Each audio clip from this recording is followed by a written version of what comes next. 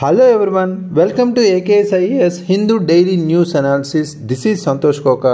ఈ రోజు హిందూ న్యూస్ పేపర్లో అంటే 13th డిసెంబర్ సంబంధించి ఇంపార్టెంట్ టాపిక్స్ అనేవి చూద్దాం. గాజా సీజ్ ఫైర్కి అనుకూలంగా ఇండియా ఓటింగ్ అనేది వేసింది. అదేవిధంగా 8th టైం యుఎన్ఎస్సిలో శాశ్వత సభ్యత్వం పొందిన పాకిస్తాన్కు సంబంధించి అర్బన్ లోకల్ గవర్నమెంట్ ఎన్నికలపై తప్పిన దృష్టి అనే ఒక ఎడిటోరియల్ రిలేటెడ్గా ప్లేసెస్ ఆఫ్ వర్షిప్ యాక్ట్ 1991 చెల్లుబాటుకు సుప్రీంకోర్టు ఏ విధంగా తీర్పు ఇచ్చిందని, డిసాస్టర్ మేనేజ్మెంట్ అమెండ్మెంట్ బిల్ 2024 ముఖ్యాంశాలకు సంబంధించి, అదేవిధంగా ఇన్ఫ్లేషన్ మార్పులతో ధరల విషయంలో ఆందోళన ఎందుకు చెందుతున్నామనే ఎడిటోరియల్ రిలేటెడ్ కూడా మనం కవర్ చేద్దాం.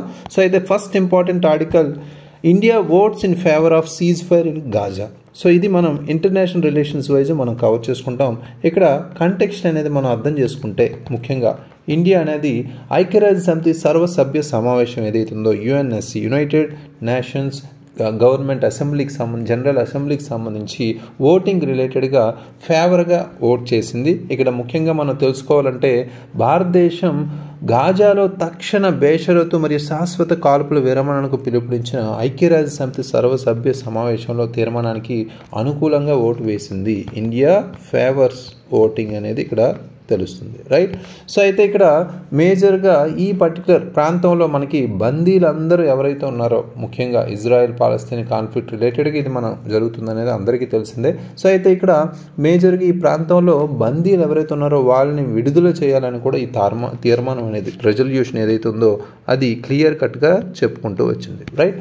సో అయితే ఈ పర్టికులర్ రెజల్యూషన్లో ఆల్మోస్ట్ 193 సభ్యులతో ఈ రెజల్యూషన్ తీసుకొస్తే అందులో 158 దేశాల మద్దతు అయితే ఇచ్చాయి, రైట్. అనుకూలంగా ఓటేసి అనేది చెప్పుకోవచ్చు. ఈ చర్య అంటే ఇండియా ఫేవరింగ్ మనం చూసుకుంటే ఇజ్రాయెల్ పాలస్తీనా సంఘర్షణలో శాంతి కావచ్చు, మానవతా మద్దతు కోసం భారతదేశం ఎంతవరకు మనకి దీర్ఘకాల వైఖరిని మనం అనుగుణంగా ఇప్పుడు ఓటేసింది అనేది మనకి తెలుస్తుంది. అయితే ఇక్కడ మనకి బ్యాక్గ్రౌండ్ రిలేటెడ్గా తెలుసుకోవాల్సిన ముఖ్యమైన అంశాలు ఏంటంటే, రైట్.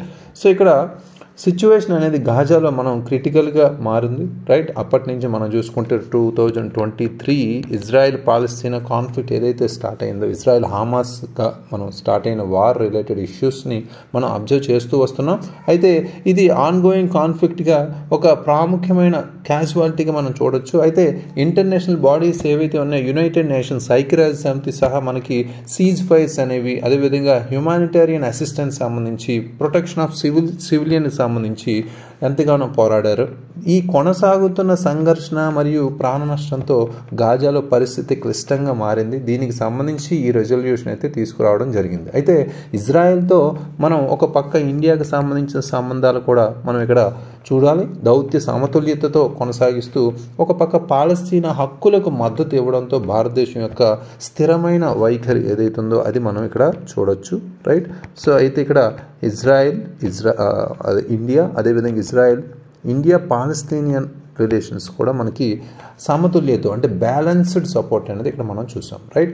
అయితే ఇక్కడ ఈ తీర్మానానికి భారతదేశం మద్దతు అంతర్జాతీయ శాంతి మరియు భద్రత పట్ల, అంటే ఒక పక్క మనకి ఇంటర్నేషనల్ పీస్ కావచ్చు, అదేవిధంగా ఇంటర్నేషనల్ సెక్యూరిటీ రిలేటెడ్ కావచ్చు, ఈ రెండు ఫోకస్ చేస్తూ ముఖ్యంగా ఈ నిబద్ధతతో సంఘర్షణ ప్రాంతాలు ఏవైతే ఉన్నాయో దానికి సంబంధించి హ్యుమానిటేరియన్ అసిస్టెన్స్ లేదా రిలీఫ్ సంబంధించి అంటే మానవతా ఉపశమనం కోసం కూడా వాదిస్తూ ఒక విస్తృత విదేశాంగ విధాన లక్ష్యాలను కూడా మనం ప్రతిబింబించాం. ఇండియాకి సంబంధించి చూసుకుంటే ఒక బ్రోడర్ ఫారెన్ పాలసీ గోల్స్ అనేవి మనకి తీసుకొచ్చింది, ఇండియా అనేది కంటిన్యూ చేసింది, రైట్. సో ఇక్కడ మనం తెలుసుకోవాల్సిన ఇంపార్టెంట్ ఏంటి, యుఎన్జిఏ సంబంధించిన రెజల్యూషన్లో ఇండియా ఫేవర్ చేసింది. ఇక్కడ ముఖ్యంగా బ్యాలెన్స్డ్ వ్యూ అనేది మనకి ఇక్కడ బ్యాలెన్స్డ్ వ్యూ అనేది అంటే ఇజ్రాయెల్తో సంబంధాలు కోల్పోకుండా, అంటే ఒక పక్క మనకి డిఫెన్స్ లేదా టెక్నాలజీ రిలేటెడ్గా మనకున్న ఇంపార్టెంట్ దౌత్య సంబంధాలు అనేది మనం కోల్పోకుండా, అదేవిధంగా ఇండియా పాలస్తీన్ రిలేటెడ్గా మనకి హిస్టారికల్గా ఉన్న ఒక ఇంపార్టెంట్ సపోర్ట్ కూడా మనకి శాంతి, మానవతా మద్దతు కూడా మనం ఇవ్వడం అనేది కూడా జరుగుతుంది, రైట్. సో ఈ కోణంలో మనకి ఈ పర్టికులర్ ఆర్టికల్ ఇంపార్టెంట్. నెక్స్ట్ మనం చూసుకుంటే సో ఎడిటోరియల్ రిలేటెడ్గా మనం Pakistan at the UNSC the points of it's compass. ఇక్కడ పాకిస్తాన్ యుఎన్ఎస్సిలో ఒక 8th టైం ఒక నాన్ పర్మనెంట్ మెంబర్గా అగైన్ మనకి ఇక్కడ కనిపిస్తుంది. సో ఈ కంటెక్స్ట్ మనకి ఇంటర్నేషనల్ రిలేషన్స్ వైజే ఈ పర్టికులర్ ఎడిటోరియల్ కూడా కవర్ చేసుకుంటాం. ఇక్కడ కంటెక్స్ట్ అనేది అర్థం చేసుకుంటే 8th టైం మనకి పాకిస్తాన్ ముఖ్యంగా యుఎన్ఎస్సి నాన్ అబ్జర్వ్డ్ లేదా నాన్ పర్మనెంట్ మెంబర్కి సంబంధించి సో స్టార్ట్ అయింది. ఇది మనకి జాన్ 1 నుంచి 2025 జాన్ 1 నుంచి ఈ టర్మ్ అనేది స్టార్ట్ అవుతుంది, రైట్. సో అయితే ఇక్కడ ముఖ్యంగా మనం గమనించాల్సిన ముఖ్యమైన అంశం ఏంటంటే ఆల్మోస్ట్ ఇక్కడ యుఎన్ఎస్సిలో non observe non permanent members ఎవరైతే ఉన్నారో అందులో అంటే మనకి 10 ఎలక్టెడ్ మెంబర్స్ ఎవరైతే ఉన్నారో అందులో చూసుకుంటే 5 మెంబర్స్ ఇక్కడ యుఎన్ఎస్సికి సెలెక్ట్ అయిన వాళ్ళలో మనం ఆర్గనైజేషన్ ఆఫ్ ఇస్లామిక్ కోఆపరేషన్లో ఉన్న వాళ్ళే, అంటే ఇంక్లూడింగ్ మనకి పాకిస్తాన్ కావచ్చు, అదేవిధంగా సోమాలియా కావచ్చు, రైట్. సో దాంతోపాటు అల్జీరియా కావచ్చు, రైట్. సో ఇలాంటి కంట్రీస్తో కూడుకున్న ఆర్గనైజేషన్ ఆఫ్ ఇస్లామిక్ కోఆపరేషన్ సంబంధించి ఆఫ్ ద 10 ఎలక్టెడ్ మెంబర్స్ అన్నారు ఇక్కడ ఉన్నారనేది కూడా చెప్తున్నారు. అయితే ఈ పర్టికులర్ 8th టర్మ్ పాక్ అనేది యుఎన్ఎస్సిలో మనకి చోటు సంపాదించుకోవడం ఇక్కడ మనం నాన్ పర్మనెంట్ అబ్జర్వర్గా మెంబర్గా మనం చూసుకుంటే ఇది ప్రయారిటీస్ పరంగా చూసుకుంటే పీస్ కీపింగ్ అనేది చాలా ఇంపార్టెంట్ ప్రయారిటీగా చెప్తున్నారు. అదేవిధంగా మనకి కాంట్రిబ్యూటర్గా మనకి యుఎన్ పీస్ కీపింగ్ ఫోర్సెస్ ఎవరైతే ఉన్నారో మేజర్ కాంట్రిబ్యూటర్గా రోల్ అయితే ప్లే చేయాల్సి ఉంటుంది. అదేవిధంగా మనకి ముఖ్యంగా ఆఫ్ఘనిస్తాన్ కావచ్చు, గాజా కావచ్చు, జమ్మూ కాశ్మీర్ కావచ్చు ఫోకస్ చేస్తూ ఈ పర్టికులర్ కాంట్రిబ్యూటర్గా మనం ముందుకు తీసుకెళ్లాల్సిన అవసరం అయితే ఉంది పాకిస్తాన్, రైట్. సో నెక్స్ట్ ఇక్కడ బ్యాక్గ్రౌండ్ ఇన్ఫర్మేషన్ మనం అర్థం చేసుకుంటే ముఖ్యంగా ఇక్కడ ప్రధానంగా మనకి యుఎన్ఎస్సికి సంబంధించి తెలుసుకోవాలి. యుఎన్ఎస్సి కంపోజిషన్ అనేది ఆల్మోస్ట్ టోటల్ 15 మెంబర్స్ అయితే ఉన్నారు. ఈ 15 మెంబర్స్లో 5 పర్మనెంట్ మెంబర్స్ అయితే ఉన్నారు, రైట్. 5 పర్మనెంట్ మెంబర్స్ అనేది అందరికీ తెలిసిందే. P5గా పిలిచే ఈ 5 పర్మనెంట్ మెంబర్స్కే ఈ వీటో పవర్స్ అనేవి ఉంటాయి, రైట్. అవి ఒకటి మనకి చైనా, అదేవిధంగా మనకి ఫ్రాన్స్ కూడా ఇందులో ఈ P5లో ఉన్నాయి. అదేవిధంగా మనకి రష్యా, దాంతోపాటు మనకి యూకే, యుఎస్. ఈ P5 countries permanent members with veto పవర్స్గా మనం చెప్తే 10 నాన్ పర్మనెంట్ మెంబర్స్ కూడా ఉన్నారు, రైట్. సో ఈ 10 నాన్ మెంబర్ కంట్రీస్ వీళ్ళు పర్టికులర్గా 2 ఇయర్ టర్మ్స్లో ఎలక్ట్ అవుతారు. అది మనకి తెలుసుకోవాలి ఇక్కడ ఇంపార్టెంట్ విషయం. అయితే ఈ 10 నాన్ పర్మనెంట్ మెంబర్స్ ఎవరున్నారు అనేది ప్రజెంట్ అనేది మనకి కామెంట్లో పోస్ట్ చేయండి. ఇది వెరీ వెరీ ఇంపార్టెంట్. రాబోతున్న UPSC or groups or particular ఎగ్జామినేషన్స్లో స్టాటిక్ రిలేటెడ్గా అడిగే ఛాన్స్ ఉంది, రైట్. సో అయితే ఇక్కడ ఇంకొక ఇంపార్టెంట్ బ్యాక్గ్రౌండ్ విషయం ఏంటంటే ఆర్గనైజేషన్ ఆఫ్ ఇస్లామిక్ కోఆపరేషన్ సంబంధించి కూడా మనం ఇక్కడ తెలుసుకోవాలి. ఇది ఒక సెకండ్ లార్జెస్ట్ ఆర్గనైజేషన్గా మనకి 1969లో స్థాపించబడింది. ఆల్మోస్ట్ మనకి యునైటెడ్ నేషన్స్ ఒక లార్జెస్ట్ ఆర్గనైజేషన్ అయితే సెకండ్ ఆర్గనైజేషన్గా మనకి ఇది తీసుకున్నారు, రైట్. మొత్తం 57 స్టేట్స్ అయితే ఇందులో ఉన్నాయి. ఆల్మోస్ట్ మనకు ఉన్న 4 కాంటినెంట్స్ అంటే 4 ఖండాలలో చూసుకుంటే 57 దేశాలు మెంబర్షిప్ ఇందులో పర్టికులర్గా ఆర్గనైజేషన్ ఆఫ్ ఇస్లామిక్ కోఆపరేషన్గా ఉన్నాయి. అంటే ఇది ఒక ముస్లిం వరల్డ్ ఎవరైతే ఉన్నారో వాళ్ళకి కలెక్టివ్ వాయిస్గా తీసుకొచ్చే ఆర్గనైజేషన్ ఇది. ముఖ్యంగా ఆర్గనైజేషన్ ఆఫ్ ఇస్లామిక్ కోఆపరేషన్ సంబంధించి ఇది కొంత ఇంట్రెస్ట్ ఆఫ్ ముస్లిమ్స్ వరల్డ్కి సంబంధించి ఎవరైతే ఉన్నారో వాళ్ళకి సంబంధించి కొంత ప్రొటెక్ట్ చేసే విధంగా, సేఫ్ గార్డ్ చేసే విధంగా, అదేవిధంగా ఇంటర్నేషనల్ పీస్ని హార్మోనీని ప్రమోట్ చేసే విధంగా మనకి ఇది ముందుకు తీసుకెళ్తున్నారు. అయితే ఇందులో మనకి 57లో మనకి తెలిసినవి అన్ని తునీసియా కావచ్చు, అదేవిధంగా సిరియా కావచ్చు, ఇరాన్, ఇరాక్ అలాంటి కంట్రీస్ కూడా ఇందులో భాగంగా ఉన్నాయి. అందులో ముఖ్యంగా మనం ఆఫ్ ద 10 ఎలక్టెడ్ మెంబర్స్ ఎవరైతే ఉన్నారో యుఎన్ఎస్సికి సంబంధించి అంటే 10లో 5 మెంబర్స్ ఇందులో ఉన్నారో వాళ్ళు కూడా చూడాలి మనం. పాకిస్తాన్, సోమాలియాతో పాటు మనకి అల్జీరియా, రైట్. సో నెక్స్ట్ మనకి ఇక్కడ యుఎన్ శాంక్షన్స్ రిజిమ్ కూడా మనకి ఇక్కడ ఫోకస్ చేయాల్సిన అవసరం అయితే ఉంది. యుఎన్ఎస్సికి సంబంధించి శాంక్షన్స్ రిజిమ్ 1267 సంబంధించిన రిజల్యూషన్ ఇక్కడ మనం అర్థం చేసుకోవాలి ముఖ్యంగా. సో ఇక్కడ ఫోకస్డ్గా మనం చూసుకుంటే ఇక్కడ ముఖ్యంగా ఈ ఇండివిజువల్ సంబంధించి ఎవరైతే ఉన్నారో ఫర్ ఎగ్జాంపుల్ ఆల్ ఖైదా కావచ్చు, రైట్. ఆల్ ఖైదా, అదేవిధంగా ISIS ఇస్లామిక్ స్టేట్ గ్రూప్ కావచ్చు, వాటికి సంబంధించిన గ్రూప్స్ కావచ్చు, వీళ్ళని టార్గెట్ చేస్తూ ఈ రెజల్యూషన్ అయితే తీసుకొచ్చారు. ఇండియా అనేది సక్సెస్ఫుల్గా సెవరల్ పాకిస్తానీ బేస్డ్ టెర్రరిస్ట్ని ఈ రెజీమ్లో తీసుకురావడం సక్సెస్ఫుల్గా మనం చూసాం. రైట్, ఈ 127 రెజల్యూషన్ UNSC శాంక్షన్స్ రెజీమ్గా ఇది ఎగ్జామినేషన్లో అడిగే ఛాన్స్ ఉంది. అదేవిధంగా ఇక్కడ ఇంకొక ఇంపార్టెంట్ టాపిక్ ఏంటంటే ఇస్లామోఫోబియా అనేది ఇక్కడ ఒక యుఎన్లో ఒక ఇష్యూగా ఇంపార్టెంట్గా చెప్పుకోవచ్చు. రైట్, సో మార్చ్ 2024లో మనకి యుఎన్జిఏ అనేది OIC లెడ్ రెజల్యూషన్ అనేది సపోర్ట్ చేసింది. ఇక్కడ స్పెషల్ ఎన్వాయ్ ఎవరైతే ఉన్నారో ఈ ఇస్లామోఫోబియాని కంబాట్ చేయడానికి. రైట్, సో ఇది మనకి ఒక ఇంపార్టెంట్ విషయం ఇక్కడ.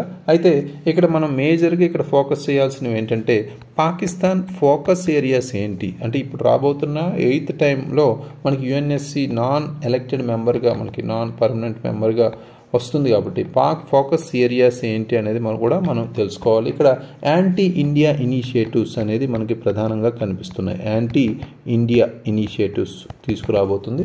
అందులో భాగంగా ఇక్కడ IOC కావచ్చు, మనం ఇక్కడ చెప్పుకున్నాం organisation OIC organisation of Islamic countries ఎవరైతే ఉన్నారో వాటికి సంబంధించి, అదేవిధంగా చైనాతో తన పొత్తులను మనం ఉపయోగించి ఐక్యరాజ్యసమితి భద్రతా మండలిలో భారతదేశాన్ని ప్రతికూలంగా చిత్రీకరించడానికి కూడా పాకిస్తాన్ ప్రయత్నించే అవకాశం అయితే ఉంది. అదొక ఇంపార్టెంట్ మ్యాటర్.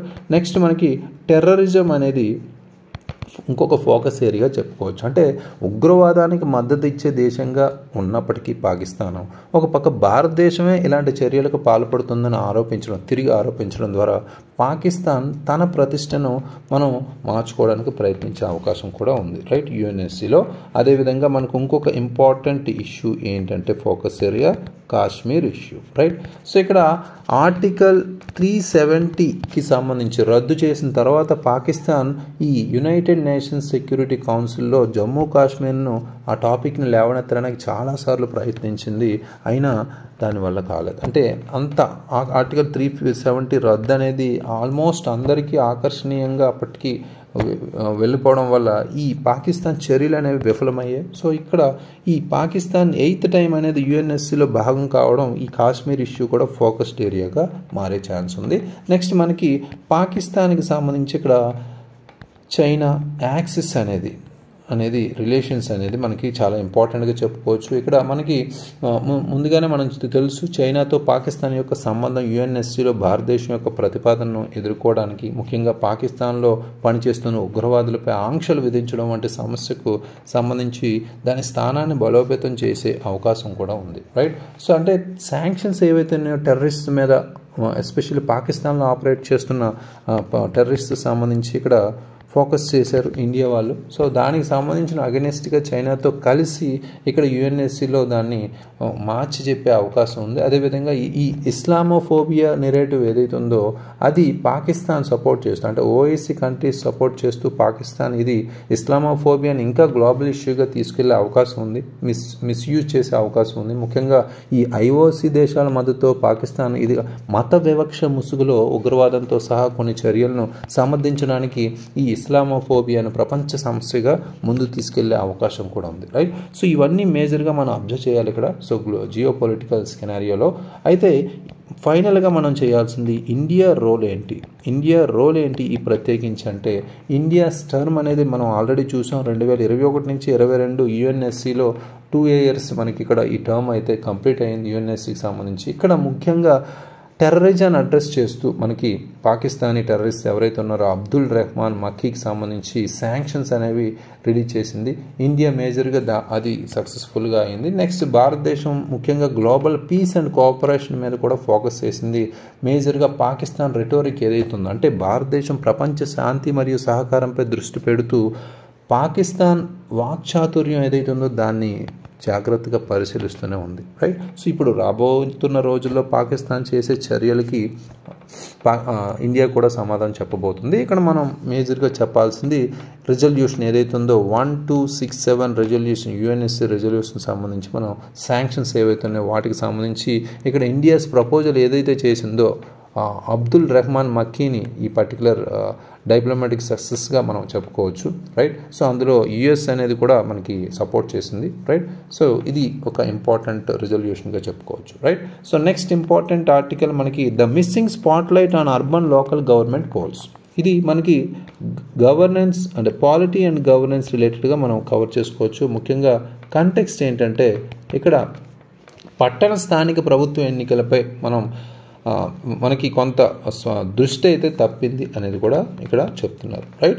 సో అయితే ఇక్కడ మేజర్గా మనకి అర్బన్ లోకల్ బాడీస్ లేదా గవర్నమెంట్స్ ఏవైతే ఉన్నాయో వాటికి సంబంధించి మనం ఇక్కడ తెలుసుకోవాలి. అర్బన్ లోకల్ గవర్నమెంట్స్ సంబంధించి మనం మాట్లాడుకుంటే వికేంద్రీకృత స్వీయ పాలన విభాగాలుగా మనం చెప్తాం. అంటే decentralised, right, decentralised self government యూనిట్స్గా మనం పిలిచే ఈ పర్టికులర్ విభాగాలు ఇవి పౌర సేవలను అందించడానికి మరియు పౌరుల జీవన నాణ్యతను మెరుగుపరచడానికి రెస్పాన్సిబుల్గా ఉన్నాయి, రైట్. సో అంటే సివిక్ సర్వీసెస్ ఏవైతున్నాయో వాటికి, అదేవిధంగా సిటిజన్స్ క్వాలిటీ ఆఫ్ లైఫ్ని ఇంప్రూవ్ చేయడానికి ఇవి పనిచేస్తున్నాయి, రైట్. సో ఇవి 74th కాన్స్టిట్యూషనల్ అమెండ్మెంట్ యాక్ట్ 1992 కింద తీసుకొచ్చారు. అది కంపల్సరీ లోకల్ బాడీస్ ఎవరైతే ఉన్నారో వాటిని ఎంపవర్ చేసే విధంగా దీన్ని తీసుకొచ్చారు, రైట్. ఇక్కడ బ్యాక్గ్రౌండ్ని మనం అర్థం చేసుకోవాలంటే ఈ ప్రత్యేకించి ఎడిటోరియల్ సంబంధించి కంటెక్స్ట్ అయితే చూసాం. బ్యాక్గ్రౌండ్ని మనం మేజర్గా 74th కాన్స్టిట్యూషనల్ అమెండ్మెంట్ యాక్ట్ 1992 సంబంధించి మనం అర్థం చేసుకోవాలి. అంటే ఇక్కడ వికేంద్రీకృత పాలనకు ఒక ఫ్రేమ్వర్క్ను అందిస్తూ ఈ యుఎల్జీస్ అంటే అర్బన్ లోకల్ గవర్నమెంట్ పాత్రలు మరియు బాధ్యతలను ఇందులో పెట్టారనమాట, రైట్. సో ఇది మేజర్గా చెప్పుకోవాలి. అయితే ఇక్కడ ఛాలెంజెస్ ఏవైతే ఉన్నాయో వాటిని మనం ఈ ఎడిటోరియల్లో పేర్కొన్నామో మనం చూడాలి. ఇక్కడ యుఎల్జీ ఎలక్షన్స్ సంబంధించి మేజర్గా, రైట్.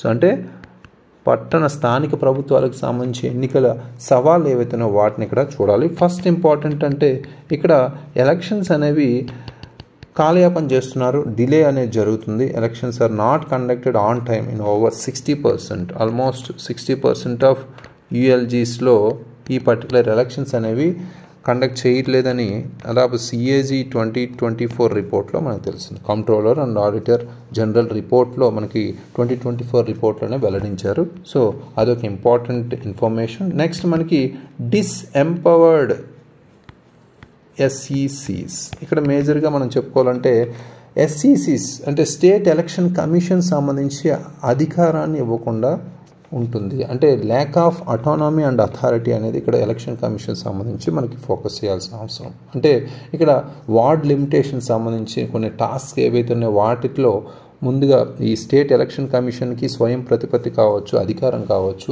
లేవు అనేది తెలుస్తుంది. అయితే ఇక్కడ స్టేట్ ఎలక్షన్ కమిషన్ సంబంధించి మనం మాట్లాడుకుంటే కాన్స్టిట్యూషన్ బాడీస్గా మనం పనిచేసే విధంగా ఆర్టికల్ 243K వీటిని సూచిస్తుంది. సో ఇవి ఎలక్షన్స్ మన పంచాయత్స్ కావచ్చు, మున్సిపాలిటీస్ కావచ్చు, ఎలక్షన్స్ కండక్ట్ చేసే బాధ్యతతో ఈ పర్టికులర్ ఎలక్షన్ కమిషన్స్ అయితే మనకి కాన్స్టిట్యూట్ అయ్యి ఒక కాన్స్టిట్యూషనల్ బాడీ అంటే రాజ్యాంగబద్ధ విభాగాలుగా ఉన్నాయి, రైట్. సో నెక్స్ట్ మనకి అడ్మినిస్ట్రేటివ్ కంట్రోల్ అనేది కూడా మనకి ఇక్కడ ఇంపార్టెంట్ ఫినోమినాన్గా చెప్పుకోవచ్చు, ఛాలెంజ్గా చెప్పుకోవచ్చు. ఇక్కడ ఎలక్షన్స్ జరిగినప్పటికీ ఈ కౌన్సిల్స్ని ఫామ్ చేయడంలో చాలా డిలే చేస్తున్నారు. దానికి సంబంధించి అంటే స్టేట్ గవర్నమెంట్స్ కంట్రోల్లో ఉండడం వల్ల యుఎల్జీస్ సంబంధించి దీనివల్ల ఏమవుతుంది, లోకల్ రిప్రజెంటేషన్ అనేది చాలా ప్రాబ్లం ఫేస్ చేస్తుంది, రైట్. సో ఫర్ ఎగ్జాంపుల్ మనకి ఇక్కడ కర్ణాటక యుఎల్జీ కౌన్సిల్ డిలేస్ అనేవి 2024లో మనం చూసాం. ఆల్మోస్ట్ 11 month డిలే అనేది మున్సిపల్ కౌన్సిల్స్ని ఫామ్ చేయడానికి 11 నెలల కాలయాపన అయితే చేశారు ఎలక్షన్స్ తర్వాత చూసుకుంటే. దీనివల్ల ఏంటి, ఈ స్టేట్ గవర్నెన్స్ ఏదైతే ఉందో యుఎల్జీ అంటే అర్బన్ లోకల్ గవర్నమెంట్ సంబంధించి అసమర్థత అనేది ఇక్కడ కనిపిస్తుంది, రైట్. సో ఇది మేజర్గా ఇక్కడ వ్యక్తీకరించారు. నెక్స్ట్ మనకి ఇంపార్టెంట్ ఫోకస్ ఏరియా ఏంటంటే సిగ్నిఫికెన్స్. అసలు ఎందుకు ఎన్నికలు అనేవి చాలా ఇంపార్టెంట్ ఇక్కడ, రైట్. సో యుఎల్జీ ఎలక్షన్స్ అనేవి ఎందుకు ఇంపార్టెంట్ అనేది మనం అర్థం చేసుకుంటే over 40% of Indian population lives in urban areas only, right. So ఇక్కడ మనం అర్థం చేసుకోవాలంటే 40% పాపులేషన్ అనేది అర్బన్ ఏరియాస్లోనే ఉన్నారు, అదొక ఇంపార్టెంట్ ఫ్యాక్ట్. అదేవిధంగా 60% జీడిపి అనేది కూడా ఇక్కడి నుంచే వస్తుంది, రైట్. సో పాపులేషన్ ఒక పక్క, జీడిపి ఒక పక్క మనకి ఇక్కడ మేజర్ ప్రధానంగా ఇక్కడ చెప్పుకోవచ్చు. అయితే ఇక్కడ అర్బనైజేషన్ ఫ్యాక్టర్గా మనం చూసుకుంటే 250 అంటే 2050 కల్లా మనం చూసుకుంటే 50% of Indian population will live in urban areas అనేది ఇక్కడ చెప్తున్నారు, రైట్.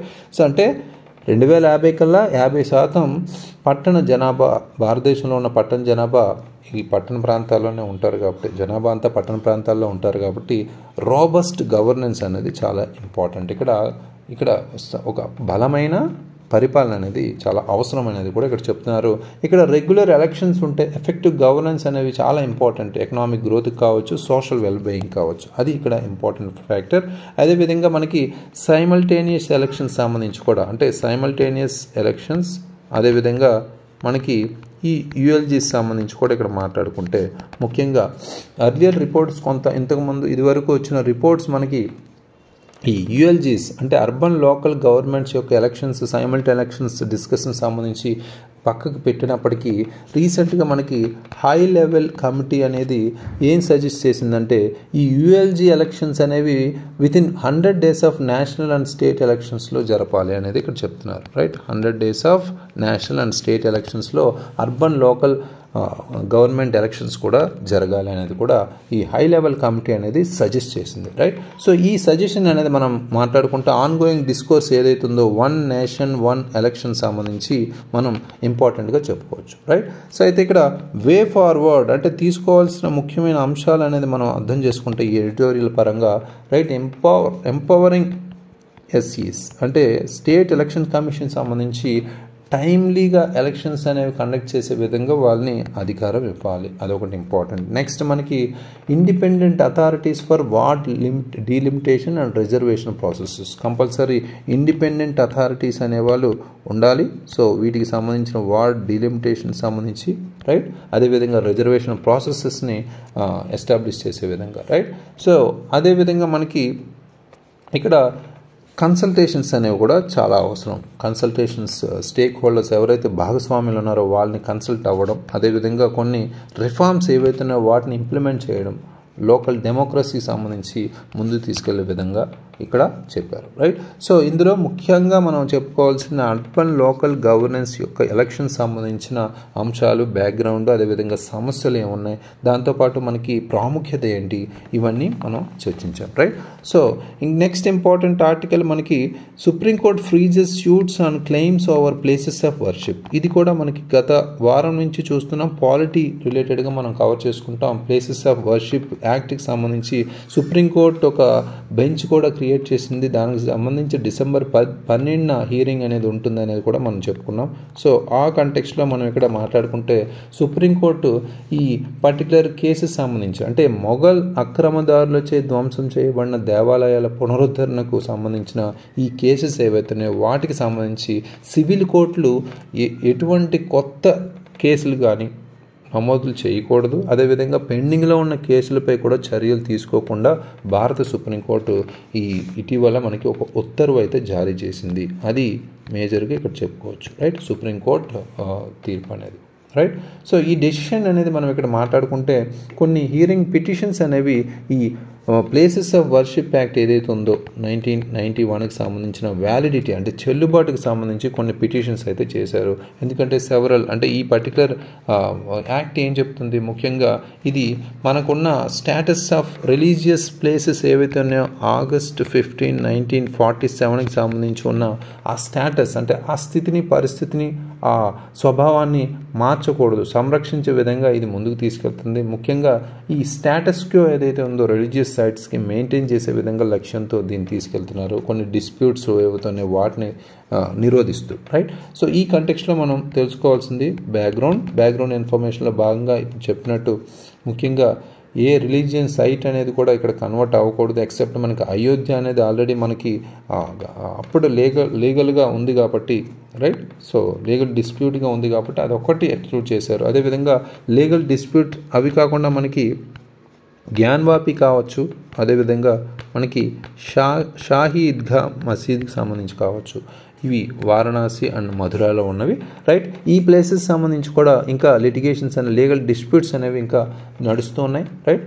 సో వీటికి సంబంధించి సర్వేలు కూడా కండక్ట్ చేస్తున్నారు. ఈ నేపథ్యంలోనే కొన్ని ఇంకా ఇంపార్టెంట్ రిలేటెడ్ ఈ వ్యాలిడిటీకి సంబంధించిన చట్టానికి వ్యాలిడిటీకి సంబంధించి చాలా పిటిషన్స్ అయితే వచ్చాయి, రైట్. సో ఇందులో కీ పాయింట్స్ అనేవి మనం అర్థం చేసుకుంటే, first freeze order on civil courts. ఈ సుప్రీంకోర్టు ఏం చెప్పింది, ముఖ్యంగా మతపరమైన ప్రదేశాలకు సంబంధించి కొత్త లేదా పెండింగ్లో ఉన్న దావాలపై సివిల్ కోర్టులు చర్యలు తీసుకోకుండా సుప్రీంకోర్టు తాత్కాలికంగా నిలిపివేసింది. తదుపరి నోటీసు వచ్చే వరకు అటువంటి సైట్లను తిరిగి పొందడానికి సర్వేలు కానీ లేదా చర్యలు నిలిపివేయడం ఇందులో ఉంది అనేది ఇక్కడ క్లియర్ కట్గా చెప్పింది. అంటే ఫ్రీజ్ ద ఆర్డర్ అనేది ఇక్కడ మేజర్గా చెప్పుకోవచ్చు, రైట్. సో నెక్స్ట్ ఇక్కడ మనకి ప్లేసెస్ ఆఫ్ వర్షిప్ యాక్ట్ సంబంధించి 1991కి సంబంధించి మనం మాట్లాడుకుంటే, ఇది మనకి ముందుగా చెప్పినట్టు మనకి ప్లేసెస్ ఆఫ్ వర్షిప్ సంబంధించిన రిలీజియస్ క్యారెక్టర్ అంటే మతపరమైన స్వభావాన్ని మార్చకూడదు అని August 15, 1947 సంబంధించి ఉన్న స్వభావమే మనం కంటిన్యూ చేయాలి, దాన్ని మార్చకూడదు. ఇది అన్ని రిలీజియస్ సైట్స్, ఇండియాలో ఉన్న అన్ని రిలీజియస్ సైట్స్కి అప్లై అవుతుంది. టెంపుల్స్ కావచ్చు, మాస్క్ కావచ్చు, చర్చెస్ కావచ్చు, రైట్. సో నెక్స్ట్ మనకి ఆన్ గోయింగ్ లిటిగేషన్స్ మనం అర్థం చేసుకుంటే, లిటిగేషన్స్ సంబంధించి మనం ఇప్పుడు ప్రజెంట్ ఉన్న లిటిగేషన్స్ సంబంధించి అర్థం చేసుకుంటే, మొత్తం మనకి 10 టెంపుల్స్లో చూసుకుంటే 10 టెంపుల్స్ సంబంధించి మొత్తం 18 కేసెస్ అయితే ఇక్కడ పెండింగ్లో ఉన్నాయి, రైట్. వివిధ కోర్టుల్లో పెండింగ్లో ఉన్నాయి. ఈ సర్వేలకు ఆదేశించిన వారణాసి, జ్ఞానవాపికి సంబంధించి కావచ్చు, మధురకు సంబంధించి కావచ్చు, ఇవి స్థానిక కోర్టు ఆదేశాలకు వ్యతిరేకంగా దాఖలైన అప్పీళ్లపై కూడా సుప్రీంకోర్టు ఇప్పటికే విచారణ జరుపుతుంది ఇంకా, రైట్. సో అంటే ఎక్సెప్షన్స్ అనేవి ఇప్పుడు ప్రజెంట్ జ్ఞానవాపి, షాహీ ఈద్గాకి సంబంధించి మాస్ సంబంధించి కూడా ఇక్కడ విచారణ జరుపుతుంది కొన్ని అప్పీళ్ళకి సంబంధించి. అయితే సుప్రీంకోర్టు పొజిషన్ సంబంధించి మనం అర్థం చేసుకుంటే, సుప్రీంకోర్టు స్టాండ్ ఏదైతే ఉందో దాన్ని అర్థం చేసుకుంటే, ఇక్కడ మనకి ఇటీవలే మనకి చీఫ్ జస్టిస్ సంజీవ్ ఖన్నా నేపథ్యంలో ఒక సుప్రీంకోర్టు బెంచ్ అనేది ఈ లోకల్ కోర్టు సంబంధించి కంపల్సరీ అంటే ప్రధాన న్యాయమూర్తి సంజీవ్ ఖన్నా నేతృత్వంలో ధర్మాసనం ప్రార్థనా స్థలాల చట్టం యొక్క చెల్లుబాటును సుప్రీంకోర్టు పరిశీలిస్తున్నప్పుడు ఒక పక్క స్థానిక కోర్టులు ఈ కేసులతో ముందుకు సాగకూడదని నొక్కి చెప్పింది. ఇది వెరీ వెరీ ఇంపార్టెంట్. అయితే ఇది తదుపరి విచారణకి మనకి February 17కి వాయిదా వేసింది. ఈ విచారణకు సంబంధించి అంటే February 17 అంటే ఆల్మోస్ట్ 2 months ఉంది, రైట్. సో ఇక్కడ ఎగ్జాంపుల్స్ అనేవి జ్ఞానవాపి మాస్ కావచ్చు, మధురా షాహీ ఈద్గా మాస్ సంబంధించి కావచ్చు, ఇవి చాలా important, right. So next important article మనకి Lok Sabha passes bill to amend the disaster management act of 2005. ఇక్కడ మనకి ఇది కూడా మనకి పాలిటీ రిలేటెడ్గా కొంత కవర్ చేసినప్పటికీ మేజర్గా మనం డిజాస్టర్ మేనేజ్మెంట్ రిలేటెడ్గా దీన్ని కవర్ చేసుకుంటాం, రైట్. డిజాస్టర్ మేనేజ్మెంట్ రిలేటెడ్గా అమెండ్మెంట్ కాబట్టి, రైట్. సో ఇక్కడ కంటెక్స్ట్ అనేది మనం అర్థం చేసుకుంటే, లోక్సభ రీసెంట్గా మనకి డిజాస్టర్ మేనేజ్మెంట్ అమెండ్మెంట్ బిల్ అనేది తీసుకొచ్చింది 2024. ఇది మనకున్న ఆల్రెడీ డిజాస్టర్ మేనేజ్మెంట్ సిస్టమ్ ఇండియాలో ఉన్న దాన్ని బలవంతంగా చేయడానికి, రైట్. సో బలపూరితంగా చేయడానికి దీన్ని తీసుకురాబోతున్నారు, రైట్. డిఎం సిస్టమ్ ఏదైతే ఉందో, విపత్తు నిర్వహణ వ్యవస్థ ఏదైతే ఉందో భారతదేశంలో, దాన్ని స్ట్రెంథెన్ చేయడానికి దీన్ని తీసుకురాబోతున్నారు, రైట్. సో దీని యొక్క ఆబ్జెక్టివ్ అనేది మనం అర్థం చేసుకుంటే, ఇక్కడ ముఖ్యంగా national and state disaster management authorities functions ఏవైతే ఉన్నాయో వాటిని ఇంప్రూవ్ చేసే విధంగా ఇది ఆబ్జెక్టివ్గా లక్ష్యంగా తీసుకుంది. అయితే ఇక్కడ మనకి బెటర్ క్లారిటీ కావచ్చు, అదేవిధంగా కొన్ని భాగస్వామ్యుల మధ్య సమన్వయానికి సంబంధించి మనకి చాలా ఉపయోగపడుతుంది, రైట్. సో ఇక్కడ బ్యాక్గ్రౌండ్ ఇన్ఫర్మేషన్ మనకు అర్థం చేసుకుంటే, మనకి డిజాస్టర్ మేనేజ్మెంట్ యాక్ట్ 2005 అనేది ఎనాక్ట్ అయ్యింది, రైట్. ఒక ఫ్రేమ్వర్క్ అనేది డిజాస్టర్ మేనేజ్మెంట్ ఇండియాకి సంబంధించి ప్రొవైడ్ చేసింది కూడా, రైట్. మనం అప్పటి వరకు డిజాస్టర్ మేనేజ్మెంట్ 2005నే ఎక్కువగా యూజ్ చేసేవాళ్ళం, దీన్ని అమెండ్మెంట్గా తీసుకొస్తున్నారు. అయితే ఈ యాక్ట్ ముఖ్యంగా మనకి ప్రిపేర్డ్నెస్ కావచ్చు, మిటిగేషన్ కావచ్చు, డిజాస్టర్ వచ్చినప్పుడు రెస్పాన్స్ కావచ్చు, వీటి మీద ఫోకస్ చేస్తూ ఆ లైఫ్ అండ్ ప్రాపర్టీ లాస్ని తగ్గించే విధంగా ఇది ఉపయోగపడింది. అంటే ప్రాణ ఆస్తి నష్టాన్ని తగ్గించడంపై దృష్టి సారించి విపత్తులకు సంసిద్ధత, ఉపశమనం మరియు ప్రతిస్పందన అనేది మనకి ఇక్కడ మేజర్గా ఇంపార్టెంట్, రైట్.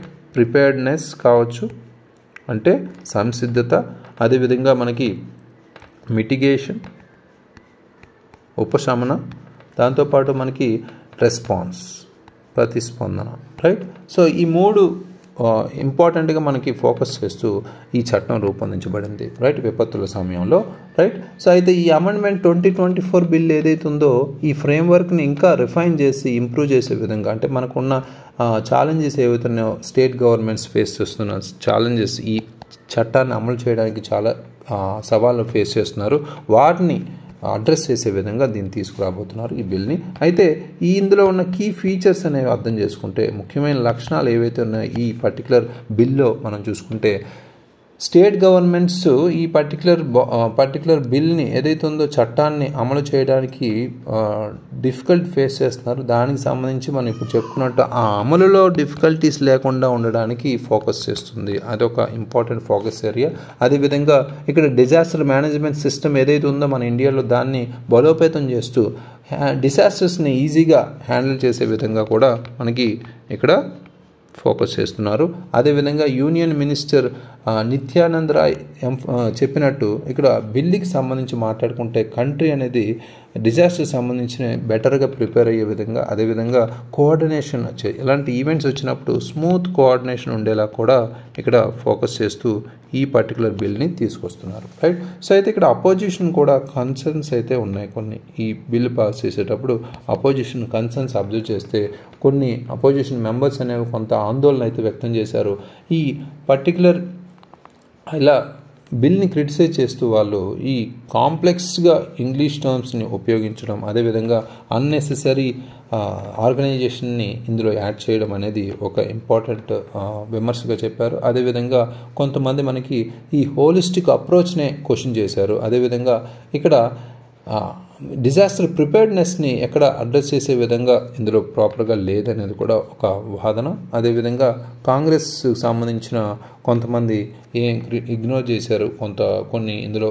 ఫర్ ఎగ్జాంపుల్ మనకి క్లైమేట్ చేంజ్ ఇష్యూని ఇగ్నోర్ చేశారని, రైట్. అదేవిధంగా మనకి కాంపన్సేషన్ అనే టర్మ్ ఏదైతే ఉందో దాన్ని రీప్లేస్ చేసి రిలీఫ్ అనే టర్మ్ని రీప్లేస్ చేశారని, రైట్. సో ఇది మేజర్గా అంటే వాతావరణ మార్పుల సమస్యని బిల్లులో నిర్లక్ష్యం చేసినంది, అదేవిధంగా పరిహారం అనే పదాన్ని ఉపశమనంతో భర్తీ చేసిందని ఈ విధానంలో మార్పును ప్రతిబింబిస్తూ ఇది ఎత్తి చూపారు. ఇది కూడా మనం ఫోకస్ చేయాల్సిన అవసరం ఉంది, రైట్. సో వీటికి సంబంధించి మనం ఇంకా ముందు ఏం జరుగుతుందని చూడాలి. నెక్స్ట్ మనకి ఇంపార్టెంట్ ఎడిటోరియల్ ప్రైస్ వర్రీస్ సంబంధించి, అంటే ఇక్కడ ఇన్ఫ్లేషన్ మనకి మార్పులు జరిగాయి రీసెంట్గా, దానికి సంబంధించిన ధరల విషయంలో ఆందోళన అయితే ఉంది. ఇది మనం ఎకానమీ రిలేటెడ్గా కవర్ చేసుకుంటాం. ఇక్కడ కంటెక్స్ట్ అనేది మనం అర్థం చేసుకుంటే ముఖ్యంగా ఇన్ఫ్లేషన్ ట్రెండ్స్ రిలేటెడ్గా ఈ పర్టికులర్ ఎడిటోరియల్ అనేది నడుస్తుంది. ఇన్ఫ్లేషన్ ట్రెండ్స్ సంబంధించి మనం ప్రీవియస్గా చూసాం. ఇన్ఫ్లేషన్ అనేది 6.2 ఉంటే నవంబర్లో 5.5% అనేది తగ్గింది, రైట్. సో ఈ సిగ్నిఫికెంట్ డిక్లైన్ అనేది వెజిటబుల్ ఇన్ఫ్లేషన్గా మనం చూడొచ్చు. ముఖ్యంగా 42.2% నుంచి 30% అనేది ఇక్కడ తగ్గింది, రైట్. సో అదేవిధంగా ఫుడ్ గ్రెయిన్ ఇన్ఫ్లేషన్ సంబంధించి మనం మాట్లాడుకుంటే ఇక్కడ ప్రధానంగా ఇది ఆల్మోస్ట్ 28th month లోగా ఉందనేది కూడా చెప్తున్నారు. అదేవిధంగా పల్సెస్ ఇన్ఫ్లేషన్ మనం చూసుకుంటే ఆల్మోస్ట్ 5% తగ్గింది. అంటే ఇదివరకు డబుల్ డిజిట్స్లో ఉండాల్సింది పల్సెస్ ఇన్ఫ్లేషన్ కూడా 5%కి తగ్గింది అనేది కూడా చెప్తున్నారు. నెక్స్ట్ మనకి ఎడిబుల్ ఆయిల్ ప్రైసెస్ అనేవి ఇక్కడ పెరగడం అనేది ఇక్కడ చూస్తున్నాం. 30 నెలల్లో మనకు ఆల్మోస్ట్ 13.3% హైయెస్ట్గా మనకి పెరిగాయి. ఇది ప్రపంచ ధరల పెరుగుదల కావచ్చు, దిగుమతి సుంకాల పెంపు వల్ల కావచ్చు, ఈ కారణాల ద్వారా ఆహార చమురు ధరలు 13.3% పెరిగాయి అనేది ఇక్కడ చెప్తున్నారు. ఇది 30 నెలల్లోనే అధికంగా కూడా చెప్తున్నారు, రైట్. సో ఇది కూడా వెరీ వెరీ ఇంపార్టెంట్ ఫ్యాక్ట్స్. అయితే ఇక్కడ బ్యాక్గ్రౌండ్ ఇన్ఫర్మేషన్ అనేది తెలుసుకోవాలి. ముఖ్యంగా ఇక్కడ ఇన్ఫ్లేషన్ కంట్రోల్ అనేది ఎలా చేస్తారు, ఇన్ఫ్లేషన్ కంట్రోల్ ఫ్రేమ్వర్క్ సంబంధించి మనం మాట్లాడుకుంటే ఇది ఆర్బీఐ మేనేజ్ చేస్తుంది under monetary policy framework agreement ఏదైతే ఉందో 2016, దాని ద్వారా దీన్ని మేనేజ్ చేస్తారు. ఇందులో టార్గెటింగ్ ఇన్ఫ్లేషన్ అనేది 4% ±2%గా ఇక్కడ చెప్పుకోవచ్చు, రైట్.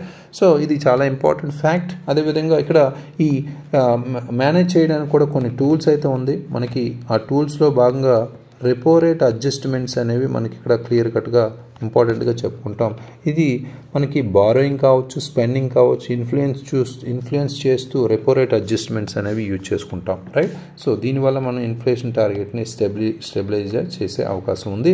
నెక్స్ట్ మనకి ఫుడ్ ఇన్ఫ్లేషన్ వాలటాలిటీ గురించి కూడా మనకి ఇంపార్టెంట్గా ఇక్కడ చెప్పుకోవాలి. అంటే ఆహార ద్రవ్యోల్బణ అస్థిరతకు సంబంధించి, అంటే కొన్ని వెదర్ ఎనామాలీస్ ఏవైతే ఉన్నాయో, అంటే వాతావరణ క్రమరాహిత్యాలు కావచ్చు, ప్రపంచ ధరల హెచ్చుతగ్గులు కావచ్చు, దేశీయ సరఫరా పరిమితులు కావచ్చు, ఇవన్నీ ఎక్స్టర్నల్ ఫ్యాక్టర్స్. వీటి వల్ల ఎక్కువగా ఇది ఫుడ్ ఇన్ఫ్లేషన్ వాలటాలిటీ అనేది పెరుగుతుంది అనేది కూడా ఇక్కడ చెప్తున్నారు.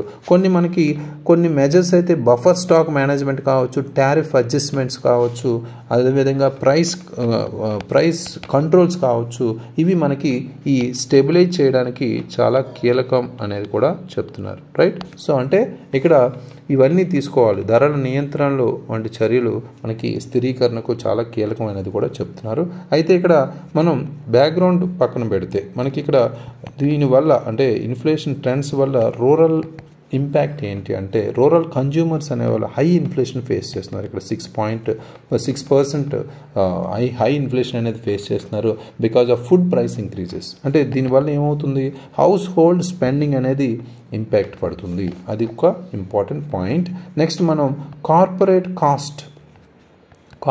కాస్ట్ ప్రెజర్స్ అనేవి కూడా ఇక్కడ ఇంకొక ఇంపార్టెంట్గా చెప్పుకోవచ్చు. ఇక్కడ మ్యానుఫ్యాక్చరింగ్ అండ్ సర్వీస్ కంపెనీస్ ఏవైతే ఉన్నాయో వాళ్ళ ప్రైసెస్ అనేవి ఇంక్రీజ్ చేయడం మనకి ఫాస్టెస్ట్ రేట్గా చెప్పుకోవచ్చు 12 ఇయర్స్లో. అది హై ఇన్పుట్ కాస్ట్ వల్ల ఈ పర్టికులర్ కంపెనీస్ ఈ ప్రైస్ రైస్ అనేవి పెరుగుతున్నాయి. వీటి వల్ల కూడా మనకి ఇక్కడ ఇంపార్టెంట్ పాయింట్గా చెప్పుకోవచ్చు.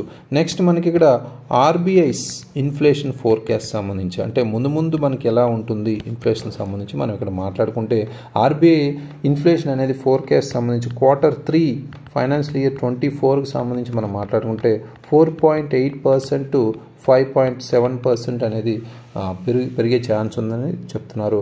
అదేవిధంగా Q2 మనకి ఫైనాన్షియల్ ఇయర్ 26 మనం మాట్లాడుకుంటే, ఫైనాన్షియల్ ఇయర్ 26కి సంబంధించి మనం మాట్లాడుకుంటే 4% దగ్గర స్టెబిలైజ్ చేసే అవకాశం ఉందనేది ఎక్స్పెక్ట్ చేస్తున్నారు, రైట్.